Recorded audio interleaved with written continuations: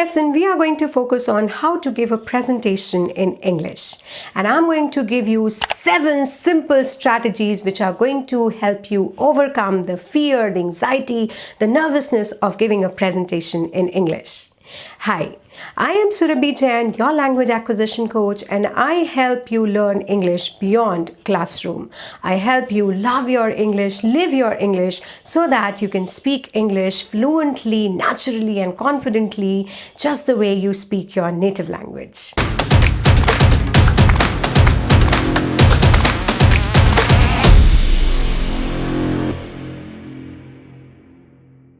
Welcome back. So of course, a presentation is when you have to speak in front of a group of people, when you have to present some ideas, some expertise, or a particular knowledge about a particular topic. Now that group of people might be 5, 50, 500, or even more, up to 1,000 when you're speaking in an international conference, or it might be just speaking in a business meeting. Now, these different types of presentations have 2 things in common. Number 1, the fear. The fears that we face while giving a presentation are almost same, whether we present in front of a small group or large audience.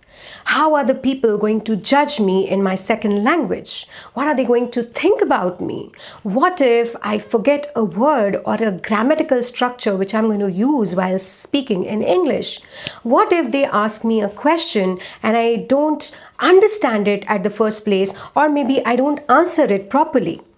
Such type of fears are very common. The second thing which is common among such presentations is the strategies. The strategies that help us to overcome the challenges and worries so that we can focus on communicating clearly, being confident and prepared while presenting in English.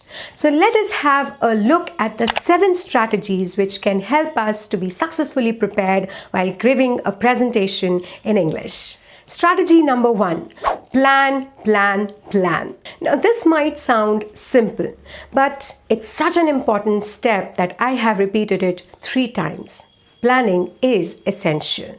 And for this, I want you to ask yourself 2 questions. Number 1, where is your audience? Now with this, I don't mean the location or place. With this, I mean what is their current level of understanding about the topic which you're going to discuss. For example, if you're going to talk about a marketing strategy, you're going to present a policy in front of your client, what is the current level of understanding of your client about that strategy? Or maybe you're going to talk about a scientific research in front of your audience. What is their understanding about the topic which you're going to talk about? Or maybe you want a shift in the mindset of your audience. You want them to understand something. You want them to act on something. What is their current level of understanding about that topic? So if you imagine your presentation as a map, question number 1 will be point A. The second question which you're going to ask yourself is, after I present, after I speak, where do I want my audience to reach? And that is point B, which means what do I want them to understand? How do I want them to act? So in your map, this will be point B. Now you have your point A, the starting point, and point B, the end point for your audience. Now, when you have the clarity of point A and B, it becomes easy for you to decide upon the next steps to be taken in the presentation. For example, what are the important things which need to be discussed in the presentation? What needs to be highlighted in the presentation? And how can you help your audience to reach from point A to B where you want them to reach? So this is the most important step of planning a presentation. Step number 2, know your why and know your what. The next very important step is to know who is your audience. Whom are you going to speak with? And what are you going to say? When you know your audience properly, you are able to deliver right information using right language and best visual aids. Now, for example, you design applications for smartphones, and you have designed an amazing application for children, and you understand all the technical words and information and concepts about that application. In the first scenario, let us say you get a chance to present in a conference of software developers. Now, these software developers understand all the technical terms, the jargons, the vocabulary, the concepts which you are going to use to describe that application. Now, in the second scenario, let us imagine you get a chance to present in front of a group of moms at a local school. Wouldn't it be amazing if few moms bought your application? So how are you going to present in front of them? Are you going to use the same technical language and jargons? Probably not. You'll be using easy and common everyday words which are simple to understand. The way you're going to speak in front of them is going to change. You're going to use a different language, you're going to use different vocabulary, different words, because the technical words, concepts and jargons which you are using in every day at your workplace might not be so easily comprehended by these moms. Now, this is such an important step to communicate clearly, because when you know what to speak and how to speak, your audience is able to understand you easily. They feel more connected with what you are presenting. Strategy number 3, get organized. Now, this is the step where you collect all the information which is required for your presentation.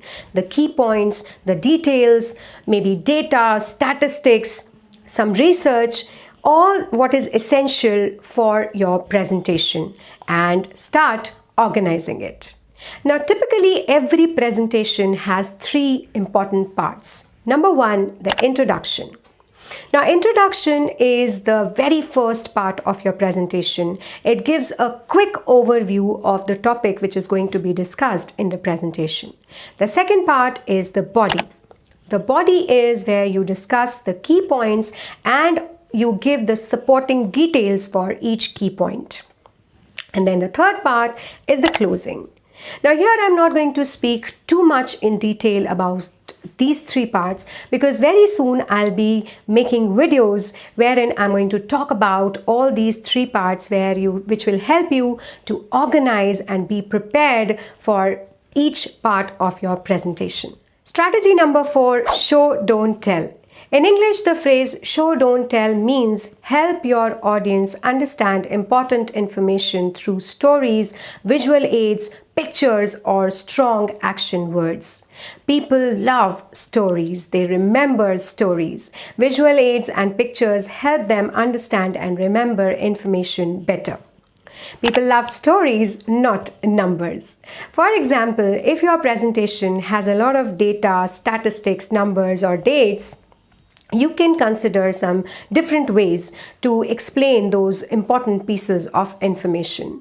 Instead of using numbers, data, or statistics straight away, you can help your audience understand them better by using charts, pictures, visual aids, stories. This will not only help your audience understand the information better, it will also help them remember the information which you're going to share. Now, for example, you are going to share some biological information with your audience, where you are going to tell them how many cells are there in a human body. Now, according to an article by Smithsonian, there are 37.2 trillion cells in a human body. How much is that? I have no idea. Now, instead, you can use a picture to make your audience understand better. Imagine the largest stadium absolutely occupied, full.